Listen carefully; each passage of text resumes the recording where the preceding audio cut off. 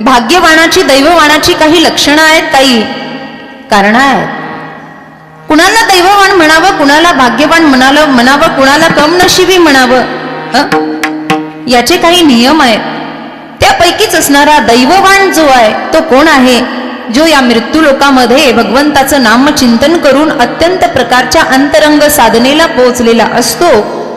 ज्यानं भक्तीचा अंतरंग पाहला, नुसता पाहलाच नाही तर अनुभवला, त्याला म्हणतात, त्याला भक्तीचा जिव्हाळा जाणता आला. अशा जाणकारांबद्दल बोलतायत. जाणे म्हणतायत, जाणे.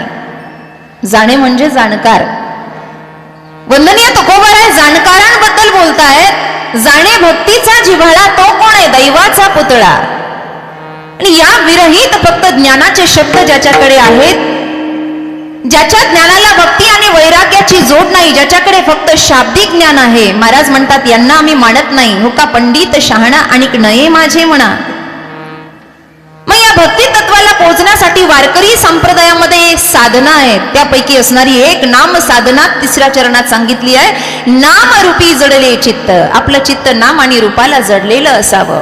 तुकोबराय म्हणतात, भक्ताबद्दल जर असं झालं तर मी त्यांचा अंकित होतो, मी त्यांचा दास होतो. एवढंच नाही तर ही दास्यत्व भक्ती करता करता मी हेच सुद्धा जाणलंय की ज्यानं नवविध भक्ती जाणली आहे किंवा नवविध भक्तीपैकी एक जरी भक्ती अंगीकारली आहे तर तो मनानं, वचनानं, कर्मानं, अंतकरणानं शुद्ध असतो.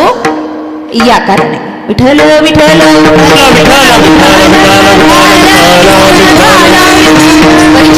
आवश्यक देण्याचा परिहार असा ग्रामदैवत आहे गोरेश्वर मंदिर. आणि त्या निमित्तानं गेले 48 वर्ष वेगवेगळ्या कारणास्वरूप मोठे मोठे रती महारथी या ठिकाणी आलेले आहेत आपल्या गावाला पावन करण्यासाठी. आणि आपल्या वाणीतून आपल्या सर्वांना त्यांनी प्रबोधन केलं. तसंच याही वर्षी मोठ्या आनंदाने उल्हासाने काहीतरी वेगळं करावं म्हणून आमचे बापू काकाजी नागरे आणि त्यांचं सर्व मित्रमंडळ असेल, त्यांचं सर्व सहकारी मंडळ असेल, आपण सर्व गावकरी मंडळ असतात, त्यांनी एक विशेष प्रयोजन केलं की चला भक्तीसाठी आपण नवदा भक्तीचं प्रयोजन करू. या अर्थाने 7 दिवसाचा कीर्तन महोत्सव आहे आणि मोठ्या आनंदाने जगातलं दुःख व्हावं, दुःख हे दूर करण्यासाठी सगळ्यात मोठा पर्याय म्हणजे परमार्थ आहे. म्हणून त्यांचं प्रयोजन चांगलं आहे. आणि नाम सप्ताह आता सुंदर अवस्थेत चालू आहे. सकाळी काकडा आहे, गाथा भजन, माय ज्ञानेश्वरीचं पारायण आहे, गाथा भजन आहे, प्रवचन आहेत, हरिपाठ आहे, कीर्तन आहे, हरिजागर आहे. या सर्वाचा आपण सगळे मनसोक्त आनंद लुटत आहात. आणि त्यामध्ये 3रं पुष्प माझ्या वाट्याला आलंय. माई बाप, या व्यासगादीवर उभा राहण्याची पात्रता माझी आहे किंवा नाही मला माहिती नाही. तुकोबारायांच्या अभंगावर बोलण्या इतपत ज्ञानही माझ्याकडे आहे किंवा नाही मला माहिती नाही. पण तरी सुद्धा परम भगवतीच्या कृपा आशीर्वादाने आणि सद्गुरू महाराजांच्या आशीर्वादाने जे व्यासपीठ लाभलं त्यावर उभा राहून जास्तीत जास्त अभंग सोडवण्याचा प्रयत्न करेल. विठ्ठल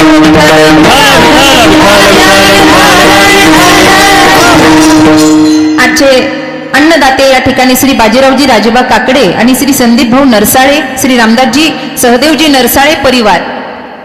या अन्नदात्यालाही अखंड आयुष्य लाभो, ज्या आयुष्यामध्ये त्यांच्या आनंद येऊ, सद्गती सद्बुद्धी त्यांना मिळो. या अर्थाने सेवेला प्रारंभ करूयात.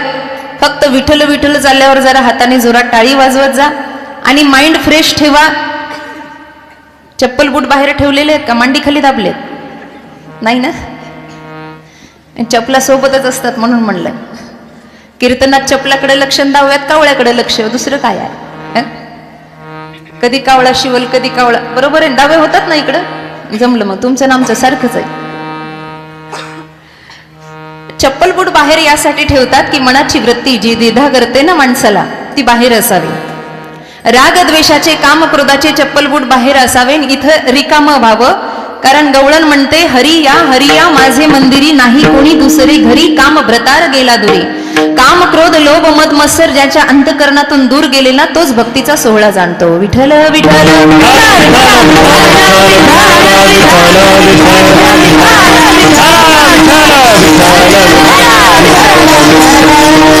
फक्त तोंड पाडून बसू नका. मागचं मंडळ ते मध्ये टक्कल पडल्यासारखं काय, कोणाला जागा ठेवली काय? पुरुष मंडळ याय जायचा रस्ता आहे का? हो म्हणून तर नाही म्हणून जेवणानंतर येत ना काका. हा ते तरी बरं झालं. नाही तर खाऊन खाऊन जांभळे दिले असते. काय म्हणतात महाराज, आपण इकडे वयस्क सर्व मंडळी विराजमान आहात, सवसण्या बसल्या का काय जेवायला? मावशी सरका बरं थोडं. पिवळ्या साडीवाल्या मनक्याचे आजार दिसते. बरोबर लोक आपापली जागा धरून बसतात, एवढं खरं आहे. असं काय म्हणतात, अरे जिव्हाळा जाणणारा, जिव्हाळा म्हणजे काय?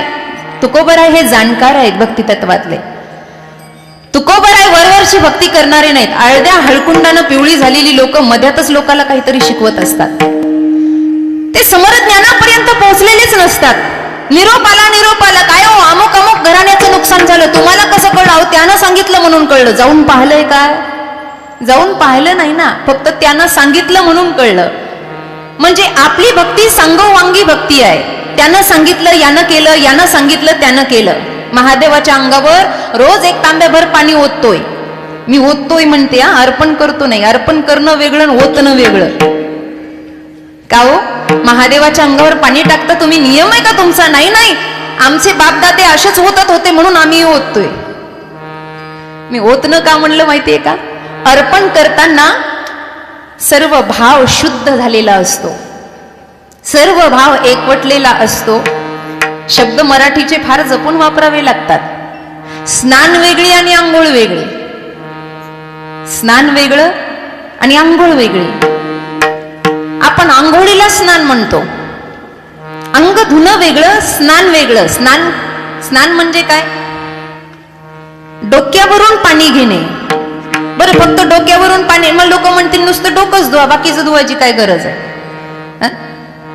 इथे ज्येष्ठू असतो, ज्येष्ठू ब्रह्मरंध्रामध्ये इथे ज्येष्ठ असतो. म्हणून आमच्या घरामध्ये, आपल्या घरामध्ये विशेष काही प्रोग्राम असेल, काही सेवा असेल, पूजा असेल, तर बाया डोकं धुतात. इथे पाणी ओतावं लागतं. इथे जलाचा स्पर्श झाला तरच त्याला स्नान म्हणतात. जर इथे स्पर्श झाला नाही तर त्याला फक्त अंग धुणे म्हणतात. तसं महादेवाला जल अर्पण करणं वेगळं आणि पाणी ओतणं वेगळं. इकडं पाणी ओतणं चालू आहे, लक्ष सारं मागे आहे. कोण आलंय, कोण गेलंय, पाटील आलेत का, सरपंच आलेत का, यंदा निवडणूक जोरात आहे. या जर भानगडीमध्ये गुंतलेले असेल तर त्या संभ्रमामध्ये भक्ती कधीही पूर्ण होत नाही.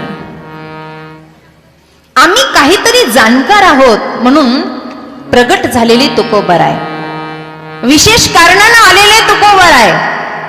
विशिष्ट कारण एकच आहे, जगाचा उद्धार करायचा आहे, बाकी काही कारण नाही, काही घेणं देणं नाही.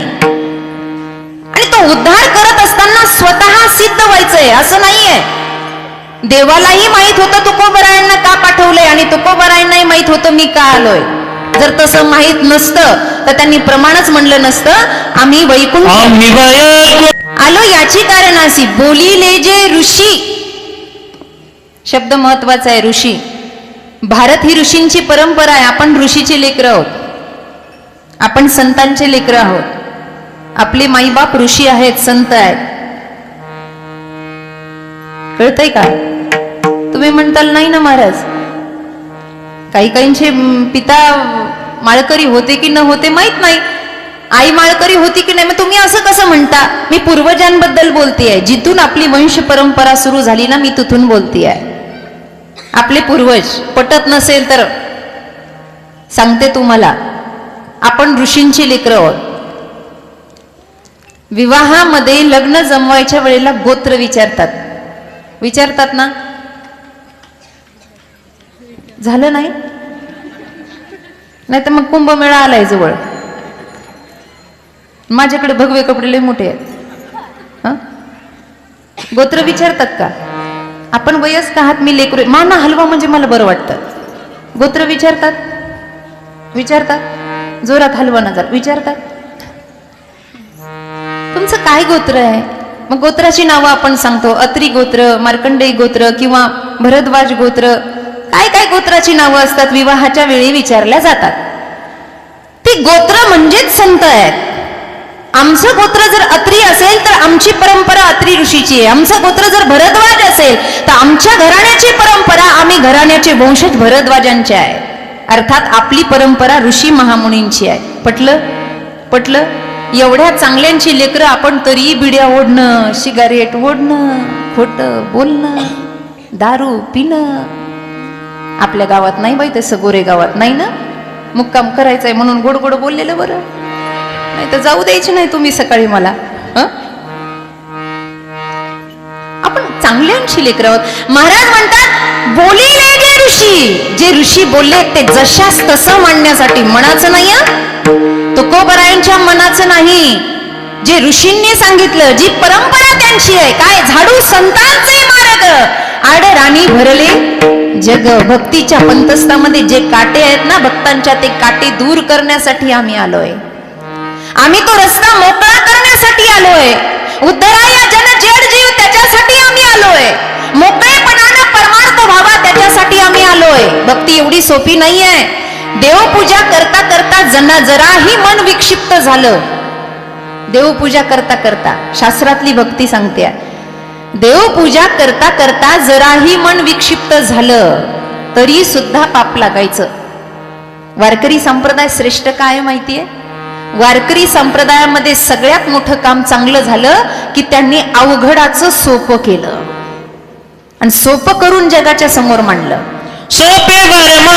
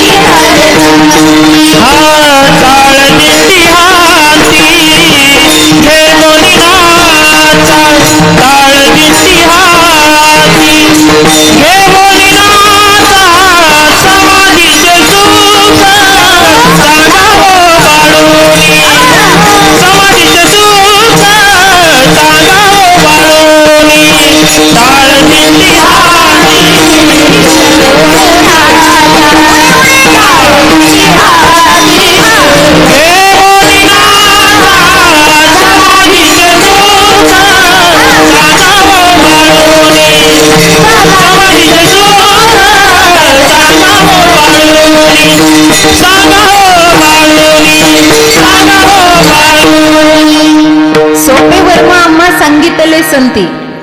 अवघडाचं सोपं करतात त्यांना संत म्हणतात आणि सोप्याचं अवघड करतात त्याला पंडित म्हणतात. शब्द नीट ऐका. सोपे वर्म आम्हा सांगितले संती, काय टाळ दिंडी हाती घेऊन नाचा. अवघडात जायची गरज नाही. समाधीचे सुख सांडा ओवाळून. कलियुगामध्ये फक्त नामाचा आधार आहे. तुका म्हणे सोपे आहे सर्वाहुनी, शहाणा तो धनी घेतो येते. कलियुग केवळ नाम आधारा. गोस्वामी तुलसीदासजी मानसच्या शेवटी सांगतात, संदेश देतात जगाला. सोपं आहे, सोपं आहे.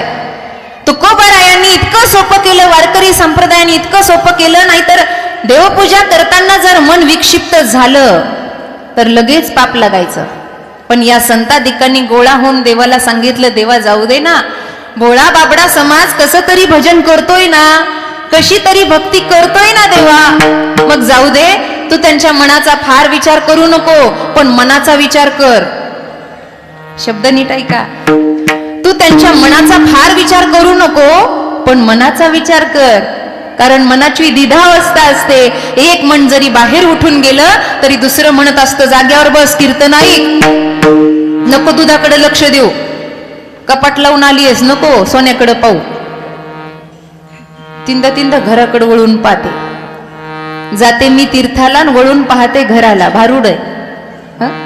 म्हणून म्हटले तुकोबाराय, देवा त्यांच्या मनाकडे लक्ष देऊ नको. म्हणजे एक मन जरी त्यांचं मानत नसेल ना देवा, पण मनाची दुसरी अवस्था तुला मानते देवा. त्यांच्या भोळ्या बाबड्या मनाचा विचार कर. आणि तुकोबारायातलं सामर्थ्य कमी नव्हतं माहिती का. एकदा तुकोबाराय देवपूजा करत होते. उदाहरण आपल्या सर्वांना ज्ञात असेल कदाचित. तुकोबाराय देवपूजा करत होते आणि तुकोबारायांची देवपूजा काही आपल्यासारखी नव्हती. हनुमान चालिसाच्या मध्येच अर्धा कप चहा, देवाची येद्वारी जय हनुमान ज्ञान गुण सागर, जय कपीसती लोक उजागर, दामोदर अतुलित बलनामा. आपलं भजन असं आहे, लगेच चहाचा कप. तुकोबरायांचं असं नव्हतं. निष्ठा एवढी होती, निष्ठा. निष्ठा नाही बापू काका, निष्ठा वेगळं, निष्ठा वेगळं. काही काही निसटते, त्यांना निष्ठा म्हणतात. निष्ठा निष्ठा एवढी निष्ठा होती. ते भजनाला बसले आणि पूजेला बसले की सर्व भाव एकवटून रंगून जायचे. तुकोबराय बंबाजी बुवा आले होते. बंबाजी बुवा आवाज दिला, तुकोबा महाराज आहेत का घरात? आई साहेब काळ्या इठाचं भजन करतोय. भोळी बाबडी भाषा होती. याचा अर्थ असा नाही की त्या तुकोबांना मानत नव्हत्या. उत्तम उत्तम प्रकारच्या पतिव्रता होत्या त्या. त्याही भक्तिमतीच होत्या, फक्त भाव त्यांचा थोडासा वेगळा होता. विठ्याचं भजन करत बसले असतील, आतून आवाज आला. बंबाजी बुवा बसले समोरच्या घरामध्ये. तुटकं फुटकं घर होतं. तुकोबरायांचं बसले होते. सावकारकी गेल्यानंतरचं, दुष्काळानंतरचं सांगते. बसले होते. बसले बसले बसले बसले तुकोबराय. आरती झाली परमात्म्याची. झाले समाधान तुमचे देखिले चरण, आता उठावेसे म्हणा येत नाही नारायण, वगैरे वगैरे झालं. मागणे एक तुझ प्रती आहे, देशील करी पाहे पांडुरंगा, या संतास निर्विहेची मजदी, आणिक तुझे काही न नको देवा. हे मागणं मागितलं. आले, नमस्कार झाला. आले आणि बैठकीमध्ये बघितल्यानंतर बंबाजी बोल म्हण, अरे बापरे तुम्ही कधी आलात? ते म्हणले बराच वेळ झालो. आता बंबाजी बुवांनी तुकोबरायांकडे पाहिलं नव्हतं. तुकोबरायांनी त्यांना जाग केलं होतं. मग बंबाजी बुवा उलट त्यांना म्हणले, तुम्ही कधी पूजा करून आलात? ते म्हणले तुम्ही गाईच्या गोठ्यात होतात तेव्हाच मी आलो.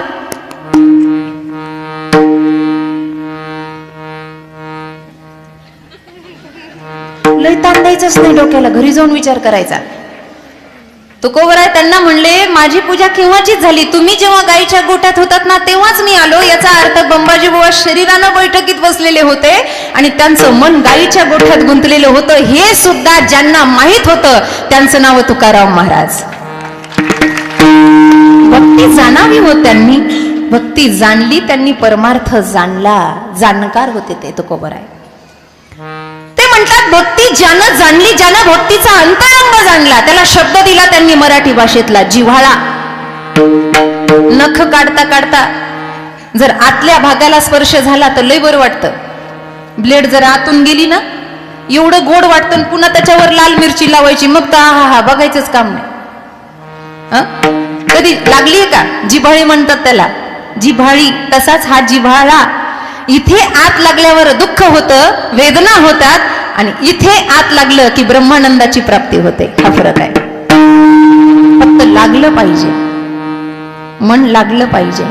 तुकोबराय म्हणतात ज्याचं मन लागलं, ज्याने भक्ती रंग जाणला, त्याला म्हणतात भक्तीचा जिव्हाळा लागणं, त्याला म्हणतात भक्ती प्राप्त करणं. संतांचा महाराष्ट्र आहे गजबजलेला. प्रत्येक संतांची भक्ती होती, म्हणूनच परमात्मा आला. तुकोबरायांसाठी आला, संत सावताबाबांच्या हृदयात बसला. गोरोबा काकांसाठी आला का? भक्तीचा जिव्हाळा जाणला म्हणून. आपल्या सर्वांना चरित्र माहिती आहे. चिखलामध्ये बाळ तुडवलं होतं, रोंदलं होतं. प्रमाण आहे त्याचं. नवलची गोष्ट ऐकच बाई,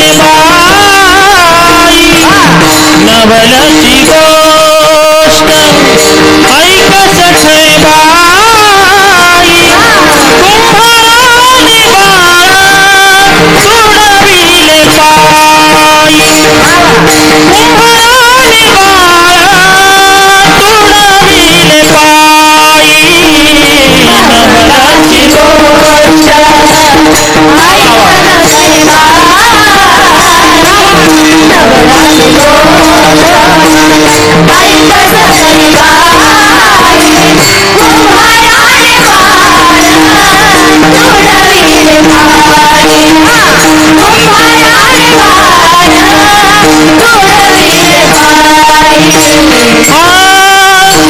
गोष्ट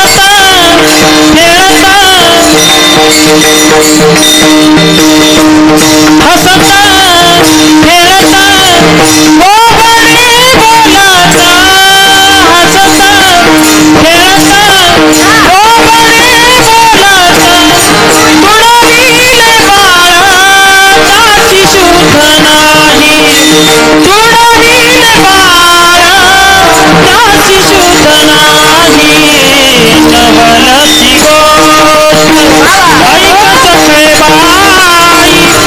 विठ्ठलाची गोष्ट ऐकत सखे बाई कुंभाराने बाळ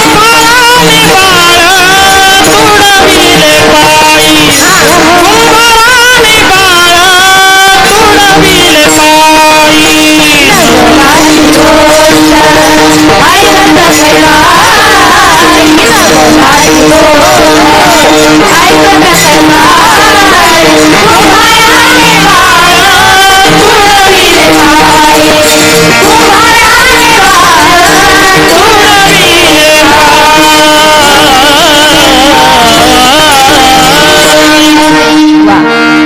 नवलाची गोष्ट ऐक सखये बाई.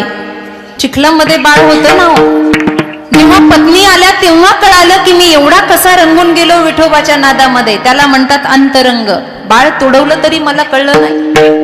रडायला लागले, वेदना व्हायला लागल्या, पत्नी आक्रोश करते, परिवार आक्रोश करतोय आणि साक्षात परब्रह्म स्वरूप साकारलं विठोबाने. सांगितलं गोरोबा फक्त आवाज तर दे. आवाज लावल्याबरोबर तुडलेलं बाळ सुद्धा धावत आलं. हे सामर्थ्य त्या संतांचं नाही तर अजून कुणाचं आहे? बोला ना, सांगा ना. एवढा मोठा महाराष्ट्र ज्यांच्या नावावर तरला त्यांचं सामर्थ्य थोडं वाटतं का तुम्हाला? सगळ्यात वारकरी संप्रदायातला सगळ्यात मोठा श्रीमंत संत आहे. काही लोकांचा भ्रम आहे का ज्याच्याकडे काही नाही ते गळ्यात माळ घालतं, ज्याच्याकडे काही नाही ते गळ्यात माळ घालतं. सगळ्यात श्रीमंत संत शांतीब्रह्म एकनाथ महाराज. त्यांच्या घरी सुद्धा भगवंत नांदलाच नाव. कावडीने पाणी ज्या घरी चक्र पाणी वाहे. द्वारकेची मूर्त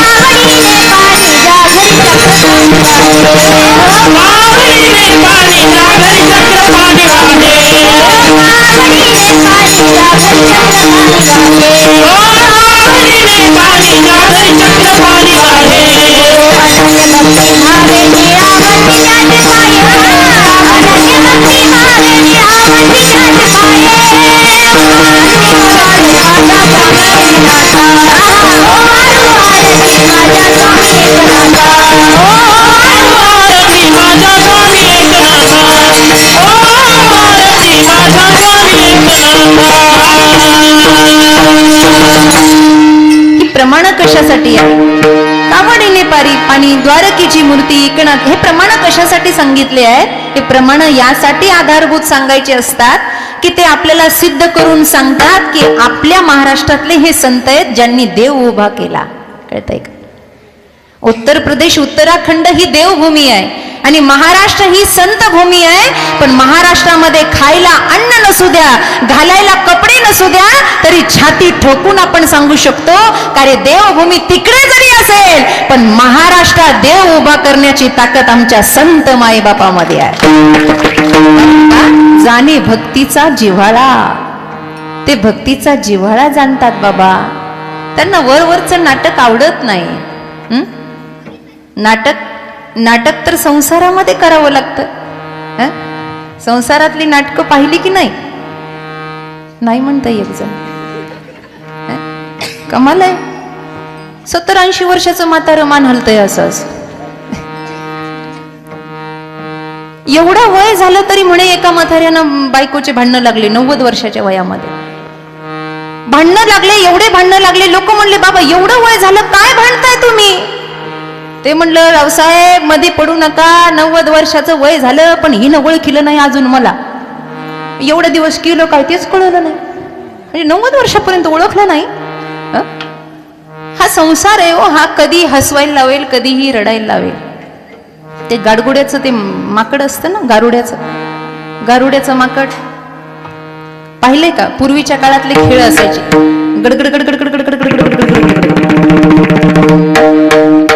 ते प्रत्येक गावात जायचं आणि पैसे गोळा करायचं. त्याच्याजवळ माकड असायचं. मग माकडाचं नाव काही ठेवू, रामू ठेवू, शामू ठेवू, माकडाची नावं असायची. आणि ते माकडाच्या जीवावर पोट भरायचं. एक माकड, एक माकडीन आणि एक पिल्लू त्याच्याकडे असायचं. प्रत्येक गावात नवीन नवीन खेळ, प्रत्येक गावात नवीन नवीन खेळ. आलं बुवा गोरे गावामध्ये. मग काय लोकाला गंमतच पाहायला पाहिजे. चला चला चला चला चला माकडाचा खेळ पाहूया. चला चला चला माकडाचा खेळ पाहूया. चला चला. बिना तिकिटाचं नाही. मग काढा 50-50 रुपये काढा ना.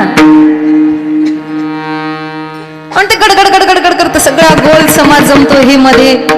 म्हणतो चला खेळ बघायला. चला चला बघा राजू कसा उड्या पाहतो, रामू कसा उड्या मारतो. बघा बघा बघा रामूची कसरत बघा, रामूची कसरत बघा. आणि मग रामू जसा उड्या मारतो तसं तसं हे शिट्ट्या वाजवतं, ते डमरू वाजवतं. लोकांना म्हणतं बघा एवढा व्यायाम तुमच्याच्यानं जमणार आहे का? बघा कशी उडी मारली. 50 रुपयाची एक उडी. चला उडी उडी उडी उडी उडी उडी उडी उडी उडी काढा 50-50 रुपये. जमतं का नाही मला? म्हणजे कीर्तन बंद झाले तर हे सुरू करायला. विठ्ठल विठ्ठल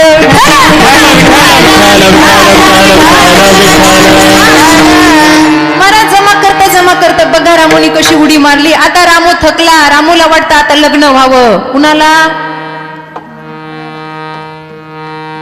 माकडाच सांगते ह मी. मला कशाला उगाच वाईट बोलू. मी असं काही बोलत नाही कधी. माकड म्हणतं मला लग्न करायचं लग्न करायचं लग्न करायचं. मग काय सांगावं? अहो या माकडाच्या लग्नाला पैसा पाहिजे. मग पैसा गोळा करायचा. चला चला चला 100 रुपये काढा.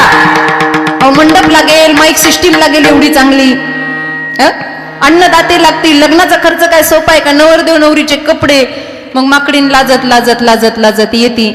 मग ते गाडगुडी तिथंच लग्न लावतं. चला बघा दोघाचा संसार थाटला. बघा बघा नवरदेव नवरी. बघा रामूची बायको आली, रामूची बायको आली, रामूची बायको आली.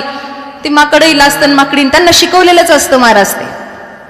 दोघांचा संसार झाला की मग काय? अहो आता बघा यांना घर नाही, दार नाही, भांडे नाही, कुंडे नाही. यांनी राहायचं कसं? आता यांचं कसं काय होणार?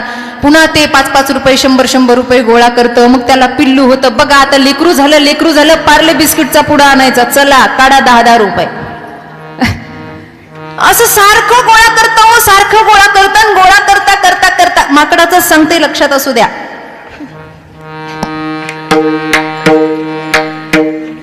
तुम्ही हसलेत म्हणजे काहीतरी गोड बंगाले. मी हे असंच आहे बा. मी सरळ बोलायला लागले उगाच हसताय तुम्ही. काय आहे? पटतंय का तुम्हाला हे? जमा करता सगळं गोळा करायचंच लक्षण. एकदाच गोळा करून ठेवायचं. अरे वाट ना बाबा. लागेल ना पुढे. आणि मग काय? सगळा संसार झाला. आणि त्याच्यातच एकच दिवसाचा 1-2 तासाचा खेळ असतो त्या गारुड्याचा. त्याच्यातच सगळं करून दाखवायचं असतं. पुन्हा ते गडगड गडगड असतं. बघा बघा बघा बघा रामूचे बायकोचे भांडणं झाले. बघा आता सगळं करून दाखवतो. बोलता बोलता म्हणतं बघा आता रामू आजारी पडला. आता रामू मेला. बघा मेला. लगेच माकडी नेती रडायला लागते. नाटक करते. रडते आणि रडता पुन्हा लोकांना म्हणते बघा बघा नवरा गेला, कपाळाचं सौभाग्य गेलं. बघा आता खायला काही नाही, प्यायला कोण नाही, आधार कोणाचा नाही. कसे कपडे घालू, काय करू, कसं गाऊ, कसं नाचू, कसं खाऊ. द्या पैसे द्या. पुन्हा गोळा करायचं काम. आणि ही गोळा करता करताच हेमाकड उठून जातो तिथून. मेलेलं असतं ना, हे उठून जातो तिथून. नाटक आहेत बाबा. म्हणून म्हणलं माकडाच सांगते आहे. थोडस डोळे बंद करून आपला आविर्भाव जागा करा. आपल्या बाबतीत तर असं होत नाही ना. गारुड्याचा क्षण दिसे क्षण भरी तैसा हा संसार दिसे खरा तैसा हा संसार दिसे खरा तैसा हा संसार दिसे खरा गारुड्याचा खेळ दिसे क्षण भरी तैसा हा संसार दिसे खरा तैसा हा संसार दिसे खरा तैसा हा संसार दिसे खरा. जसं त्या गारुड्याचं आहे तसंच हा संसार दिसतो, भासतो आणि आपण त्याच्यात राहतो. दुःख झालं की रडतो आणि सुख झालं की हसू येतो. काय आहे महाराज, हे वरवरचं संसारात चालत असेल, समाजकारणात राजकारणात चालत असेल, भक्ती पंथतामध्ये वरवरचं चालत नाही. त्याला लागतं आतलं. वरचं कसंही असू द्या, आतलं चांगलं पाहिजे. पण आमचं असं आहे, आम्हाला वरचं चांगलं करायची सवय आहे. आपल्याला प्रदर्शन करायची सवय आहे, डेकोरेशन करायची सवय आहे. आतमध्ये काही नाही, सगळं किडक आहे, सगळं खराब आहे, सगळं खराब. पांडुरंग वरचं पाहत नाही. त्यानं जर वरचं पाहिलं असतं तर दुर्योधन के मेवा त्यागो साग विदुर कर काई सबसे ऊंची प्रेम सगाई. त्यानं विदुरा घरच्या कण्या खाल्ल्या असत्या का सांगा ना मला. त्यानं जर वरवरचं पाहिलं असतं तर दैत्य कुळातल्या प्रल्हादाचा उद्धार त्यानं केला असता का सांगा ना मला. त्यानं जर वरवरचं पाहिलं असतं तर एवढ्या वर्षापर्यंत जिवंत असणाऱ्या मातंग ऋषीच्या आशीर्वादानं राहणाऱ्या माता श्रवणी अर्थात शबरीच्या झोपडीमध्ये राम गेले असते का सांगा ना मला. तो वरवरचं पाहत नाही ना दादा, तो पाहतो तो अंतरंगातलं. त्याला आवडतं ते अंतरंगातलं. तुकोबाराय म्हणतात अंतरंग चांगला असावा, कसा जिव्हाळ्याचा असावा. देवा तुझं माझं नातं असं आहे की तुझ्याशिवाय मी राहूच शकत नाही. देवा तुकोबारायांना देव एकदा म्हणला होता, तुका तुला भजन करण्याची गरज नाही, तुका तुझं वैराग्य मी पाहिलं, तुका तुझी भक्ती मी पाहिली. तुकोबारायानं उत्तर दिलं, माय लेकराचं जसं नातं असतं, पाण्याचं माशाचं जसं नातं असतं ना, तसं तुझं आणि माझं नातं आहे देवा. तुझ्याशिवाय मी राहू शकत नाही. जीवना वेगळी मासोळी तैसा तुका तळमळी. कबीर महाराजांनी हे सांगितलं, तुझ्याशिवाय राहूच शकत नाही. तू का म्हणतोय आम्हाला की आता बस झालं, बास झालं. अरे जोपर्यंत ही श्वास चालू आहे ना तोपर्यंत हे नाम चालू आहे. नाम संपलं की श्वास थांबली. आपलं उलट आहे, श्वास थांबली की आयुष्य संपलं म्हणतो आपण. श्वास थांबलं की मला सांगा, जगात सगळ्यात मोठा विश्वासघात कोण करतं आपला? कोण करतं? सगळं माहित असतं आपल्याला, फक्त एकच गोष्ट माहित नसते. आपल्याला वाढदिवसाच्या तारखा माहित असतात. दरवर्षी आपण थाटामाटात केक कापतो, साजरा करतो. अजून पुढचं बोलते, आमच्या बायालाही हुशार. गॅसची टाकी संपली आणि गॅसची टाकी भरून आणली का सिलेंडर कोणत्या दिवशी घरी आलं, आमच्या बाया तारीख नोट करून ठेवता. हुशार बायांनो, एक सांगा, आणलेल्याची तारीख लिहिली, कधी संपणार हे कळतं का? कधी दगा देईल सांगता येत नाही.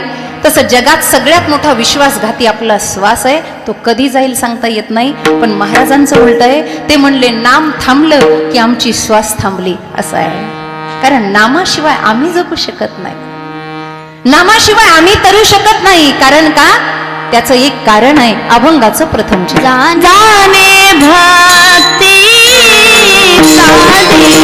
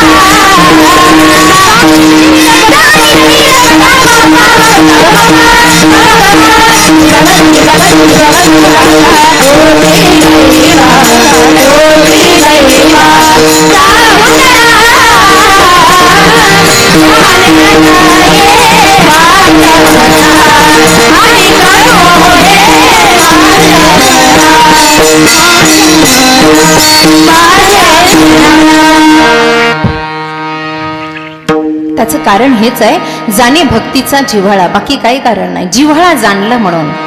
हा गंमत एक आहे, ते नशीबवान वेगळाच आहे. ज्याचं नाव घेतो तो नशीबवान नाही, तो दैववान नाही. ज्यानं नाव घेतलं तो दैववान आहे. थोडस ऐका. नाव कुणाचं आहे? अखिल कोट ब्रह्मांड नायकाचं आहे. असा अखिल कोट ब्रह्मांड नायक मनुष्य अवतारामध्ये आला. एका कारणासाठी आला. रावण मरण मनुज कर ज्याचा. उद्या त्याचं कारण आहे. एका कारणासाठी आला, पण आल्यानंतर स्वतः राम हे ब्रह्मांड नायक आहे, रामचंद्र भगवान. पण तुकोबर आहे त्यांनाही दैववान म्हणत नाहीयेत. का? कर्म घेती झोले तिथे कुणाचे न चाले. त्यांना सुद्धा कर्म स्वीकारावं लागलं. कर्म कथा रवी नंदिनी बरणी म्हणतात भरद्वाजजींच्या आश्रमात गेल्यानंतर. ते स्वतःची कहाणी सांगतात, कर्म कथा म्हणतात. कारण का? 14 वर्षाचा वनवास भोगावा लागला. 14 वर्ष. नवीनच विवाह करून आले आहेत. रामचंद्रांच्या बाबतीमध्ये, प्रभू रामचंद्रांच्या बाबतीत सांगते, नवीनच विवाह करून आलेत प्रभूजी. वैदेही आहे, वैदेह नगराच्या राजाची मुलगी आहे, साक्षात लक्ष्मी आहे. जनक सुता जगजननी जानकी, अतिशय प्रिय करुणा निधानकी, असं पद पाहिलंय गोस्वामी तुलसीदास. सगळ्या जगताची जननी आहे. पण तरी सुद्धा दोघांची जोडी जेव्हा अयोध्येमध्ये आली तेव्हा काही क्षणातच तापस वेस विशेष उदाशी 14 वर्ष राम वनवासी. माझ्या मुलाला गादी द्या, रामचंद्रांना वनवास द्या. 14 वर्षाचा वनवास मागितला. ज्याचं नाव घेतो तो 14 वर्ष वनवास भोगतोय, तो दैववान आहे का? सांगा ना. ज्याचं नाव घेतो तो 11 वर्ष 54 दिवस गोकुळामध्ये राहतोय. एवढा आनंद घेतोय, एवढा आनंद घेतोय, आणि ज्या वेळेला गड्यांनो राजा किरे झाला ही अवस्था प्राप्त होते, त्यावेळेला तोच मुंडक खाली घालून उद्धवाच्या समोर डसडस रडतोय. उद्धवा, त्यानं सांगितलं जगाचं कारण आहेस तू देवा.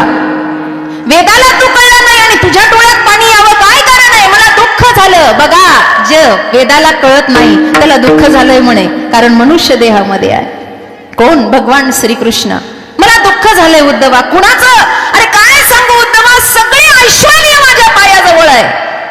जग मला षडगुण ऐश्वर्य संपन्न म्हणतं उद्धवा. पण काय सांगावं, माझ्या डोळ्यात पाणी फक्त माझ्या आईसाठी येतंय रे. सगळं दिसतात मला, पण माझी आई मला दिसत नाही.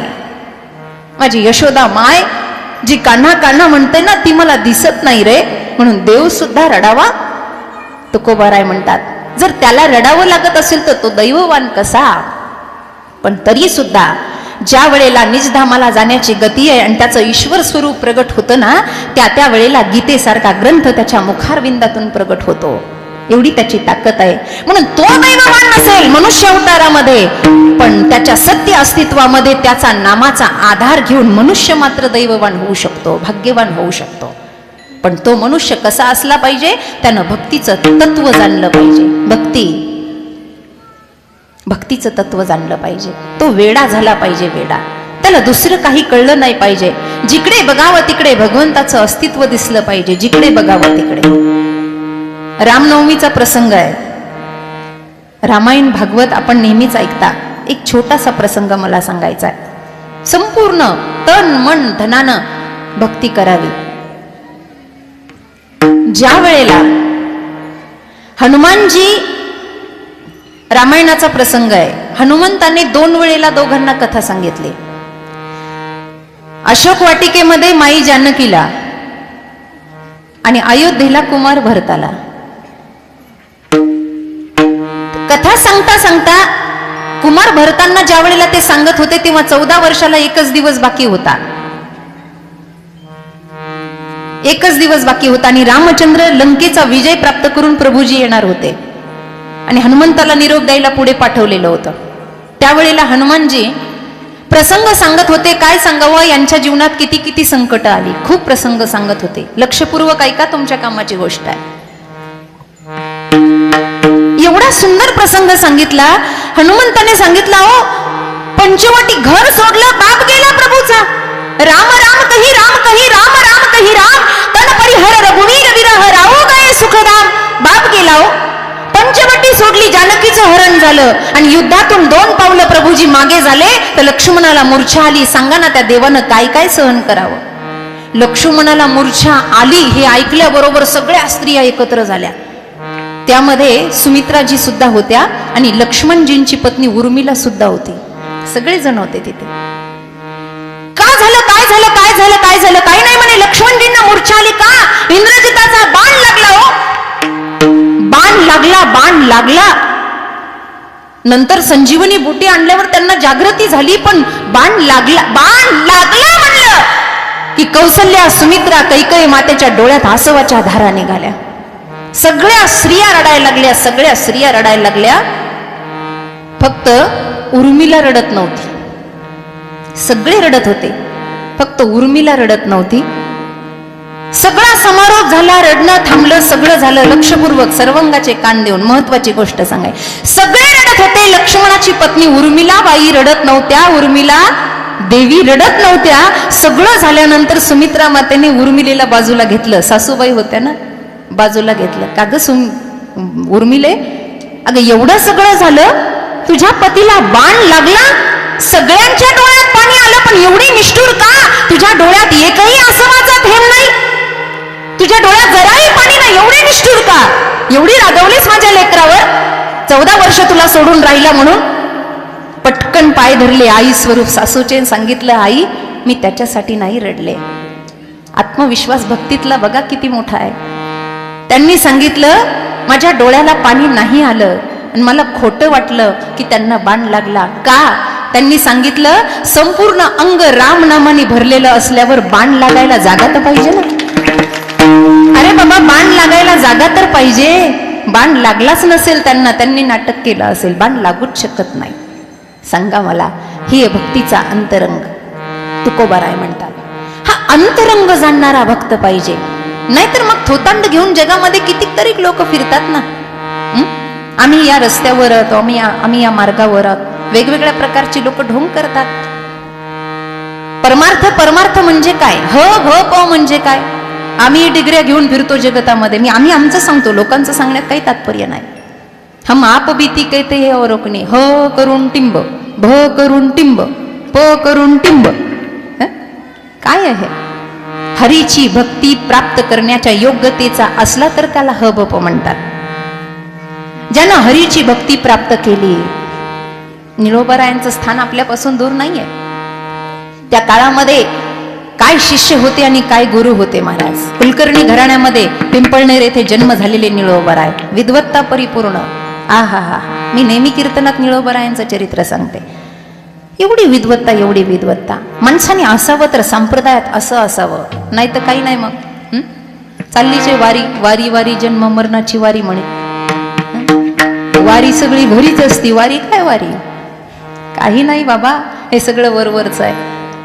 स्वतःला अनुभवून बघा, 2 दिवस घर सोडून बघा. अखंड आयुष्य परमार्थामध्ये तुकोबारायांनी घातलं. कधी मागे वळून पाहिलं नाही, कधी पाहिलं नाही. चोखा महाराजांनी कधी मागे वळून पाहिलं नाही. काय अस्तित्व त्यांचं मोठं होतं. महाराज मागे बघायची गरजच नाही, कारण का तो सगळं सांभाळणार आहे ना. सगळा भाव त्याच्याजवळ आहे आमचा. हा भाव ठेवण्यासाठी सुद्धा योग्यता पाहिजे, अधिकार पाहिजे. त्याच्यावर आम्ही आमचा भाव अर्पण केलाय या अर्थाने. नाहीतर मग आम्ही जाणलं जाणलं जाणलं जाणलं, काय जाणलं? सगळं शब्दाद्वारे माहिती आहे. आद्यगुरु शंकराचार्यांचं अष्टक आहे, त्याच्यामध्ये भाव, सुंदर भाव सांगितलाय. शरीरम स्वरूपम तथा वा कलत्रम यशश्चारु चित्रम धनमेरुतुल्यम. शरीरम स्वरूपम तथा वा कलत्रम यशश्चारु चित्रम धनमेरुतुल्यम. मनुष्येन लग्नं प्रभुरं ऋतमे तदकिं तदकिं तदकिं तदकिं. षडङ्गादिवेदो मुखे शास्त्रविद्या कवित्वादिगत्यं सुकृत्यं करोति. षडङ्गादिवेदो मुखे शास्त्रविद्या कवित्वादि सुकृत्यं. मनुष्य लग्नं प्रभोरं विपन्ने ततः किं ततः किं ततः किं ततः किं. ताल हा नाही पण आता या तालावर म्हणावं लागले. शरीरम स्वरूपम तथा वा कलत्रम यशश्चारु चित्रम धनम मेरुतुल्यम मनश्चेन लग्नम प्रभोरम घ्रिपद्मे ततः किम ततः किम. ततः किम म्हणजे काय माहितीये का? धिक्तान धिक्तान, धिक्कार आहे तुझ्या जीवनाचा, धिक्कार आहे. ततः किम, धिक्कार आहे, धिक्कार आहे, धिक्कार आहे. अर्थ फारच छान आहे या श्लोकाचा. शरीरम स्वरूपम, ज्याचं शरीर सौंदर्यवान आहे. काही काही लोक म्हणतात ना ते दिसायला फारच छान आहे, तो त्यांना काही लावायची गरजच नाही. म्हणून स्त्रीवर पुरुष मोहित होतो आणि पुरुषावर स्त्रिया मोहित होतात. कधी कधी नवल असं होतं की स्त्रीवरच स्त्री मोहित होते. बघा ना, बाई असून काय सौंदर्य आहे. स्त्रिया स्त्रियावर मोहित होतात, पुरुष पुरुषावर मोहित होतात. काय नवल आहे हे. आता सहज आलं म्हणून सांगते, ज्याच्यावर आपलं मन मोहित झालं ना तेव्हा पटकन डोळे झाकून विचार करायचा, हे एवढे सुंदर आहेत, यांना बनवणारा देव किती सुंदर असेल, यांना बनवणारा परमात्मा किती सुंदर असेल. अर्थात शरीरम स्वरूपम तथा वा कलत्रम यशश्चारु चित्रम धनम मेरु तुल्यम. मेरू पर्वता समान धन आहे. शरीर यष्टी चांगली आहे, सौंदर्य भरपूर आहे, पण आद्य गुरु सांगतात मनश्चेन लग्नम प्रभोरम ग्रीपद्मे. जर मन परमार्थात लागलं नाही ना तर धिक्कार आहे त्या जीवनाचा, धिक्कार आहे, धिक्कार आहे. याच्या पुढेही सांगितलं षडंगादी वेदो मुखे शास्त्र विद्या. ज्याच्या 6 वेद, 4 वेद, 6 शास्त्र, 18 पुराण उलटही पाठ आहेत आणि सुलटही पाठ आहेत, एवढा विद्वान आहे. हरिपाठ उलटाही माहित पाहिजे आणि सुलटाही माहिती पाहिजे, कधी कुठूनही सुरुवात करता आली पाहिजे. त्याला म्हणतात पाठांतर. सगळं मुखोद्गत आहे. षडंगादी वेदो मुखे शास्त्र विद्या. कविद्वादी गद्यम सुपद्यम छान गातो, गायन छान आहे, आवाज सुंदर आहे, आ हा हा मंत्रमुग्ध. पण मनश्चेन लग्नम प्रभोरम ग्रीपद्मे. मन जर परमार्थात लीन नसेल ना तर धिक्कार आहे त्या जीवनाचा, धिक्कार आहे त्या विद्वत्तेचा, धिक्कार आहे त्या गाण्याचा, धिक्कार आहे त्या ज्ञानाचा. विठ्ठल विठ्ठल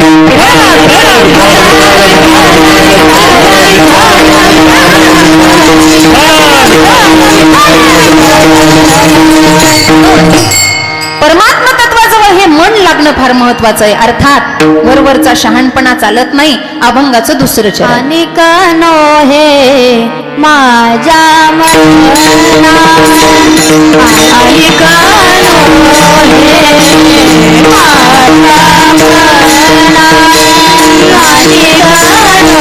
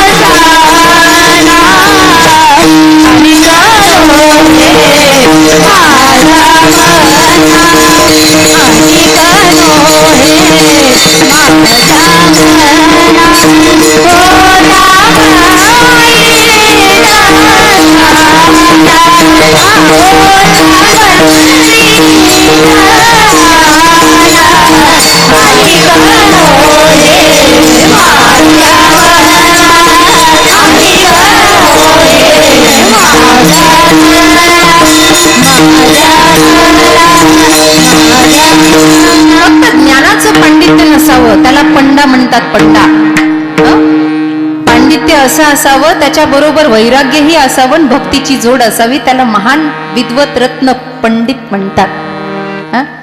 नाहीतर मग पंडे वेगळे. पंडे फक्त असतात, ते फक्त जाणतात. मला सांगा, अग्नी, अग्नी हा शब्द आहे, पाटीवर काढला आपण अग्नी.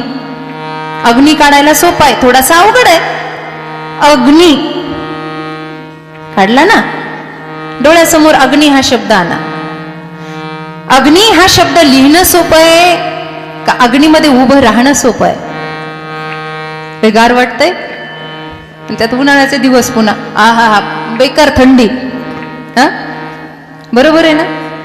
शिवराग रघुपतात मध्ये हसतच नाही, ठरवूनच आले तर हसायचं नाही. म्हणजे क्या करू मेरी सुरती ऐसी आहे. असो, अग्नी लिहिणं सोपं आहे, अग्नीवर PhD करणं सोपं आहे, अग्नीत उभं राहणं कठीण आहे. संत म्हणजे अग्नीत उभं राहणं आणि पंडित म्हणजे अग्नी लिहिणं. आतून झरा ज्याच्या फुटतो ना त्याला संत असं म्हणतात. आतून झरा. म्हणून आपल्या घरात पिंपामध्ये पाणी साठवलं जातं. पाणी साठवण्याची पिंप असतात, टाके असतात ना, असतात की नाही?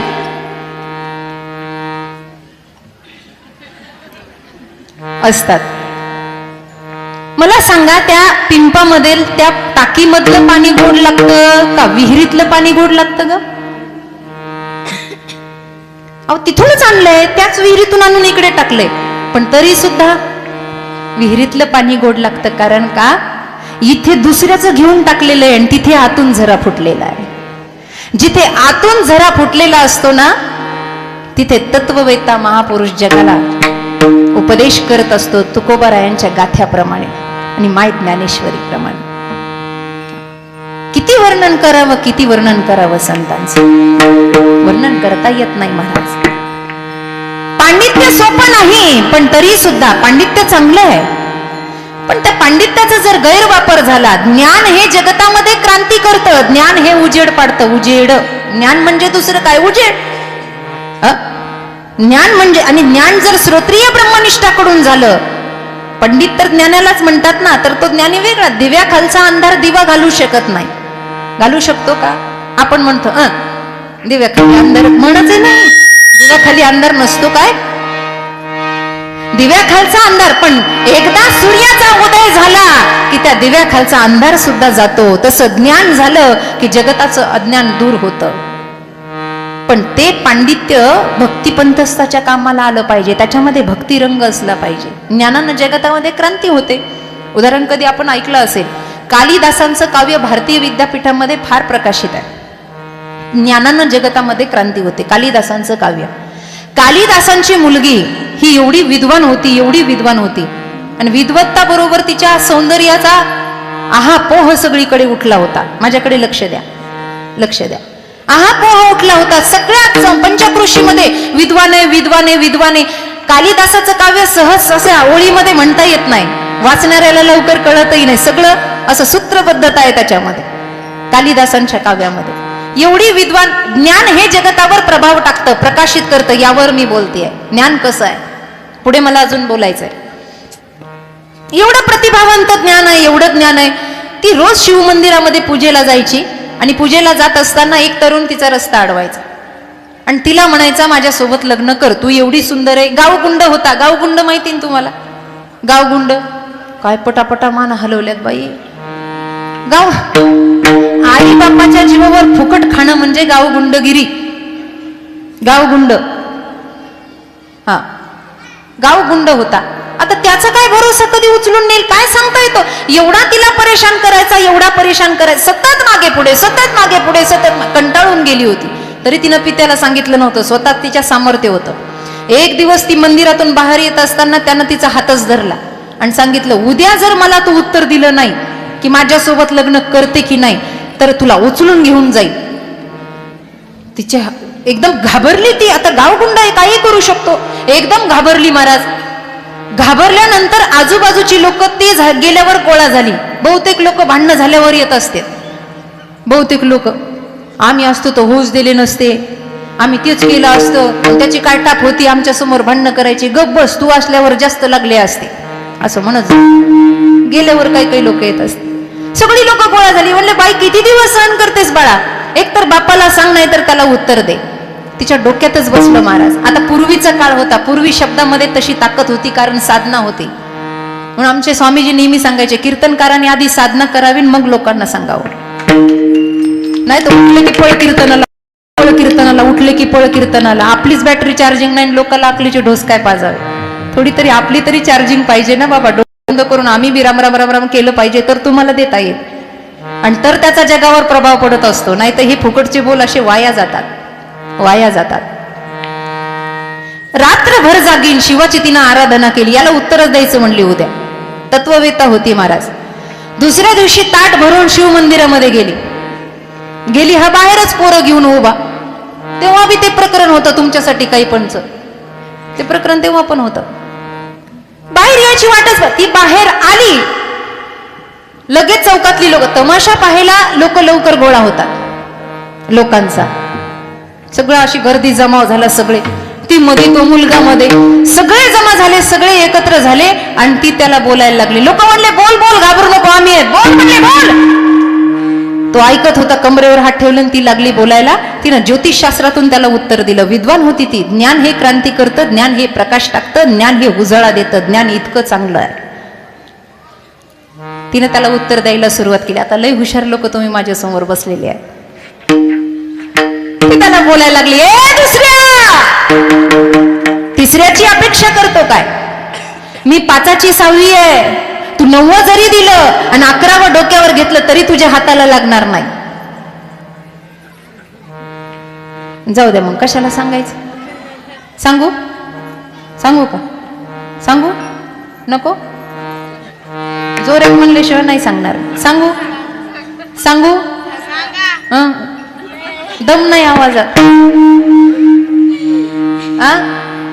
सांगू?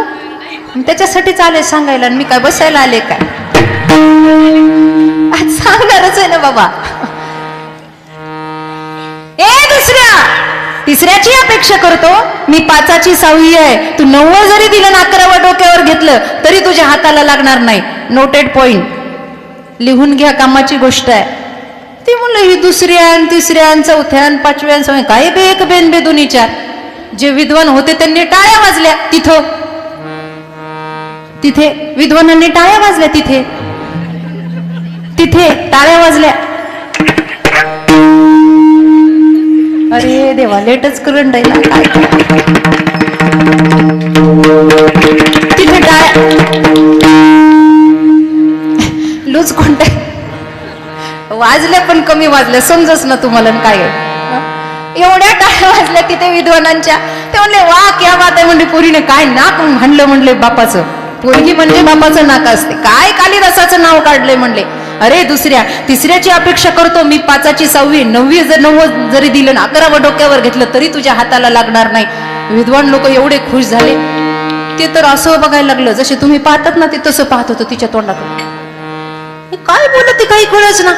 मग ते विद्वान म्हणले बाई याला जरा मराठीत सांग. ती म्हणली तुला ज्योतिष माहिती का? ए येड्या, ए दुसऱ्या, ज्योतिष माहितीये का तुला? ज्योतिष, ज्योतिषामध्ये 12 राशी, 12 राशी, 12 राशी माहितीये ना? ये दुसऱ्या म्हणजे ज्योतिषातल्या 12 राशीपैकी दुसरी रास कोणती आहे? वृषभ. आणि वृषभ म्हणजे काय? मी कशाला म्हणू भाऊ, म्हणजे ती त्याला काय म्हणली? ए दुसऱ्या म्हणजे काय? असा, ए वृषभा, ए दुसऱ्या, तिसऱ्याची अपेक्षा करतो, तू माझ्याकडे वाईट नजरेनं पाहतो. मी 5ची 6वी आहे, 5वी रास आहे सिंहन, 6वी रास आहे कन्या. मी सिंहाची कन्या आहे.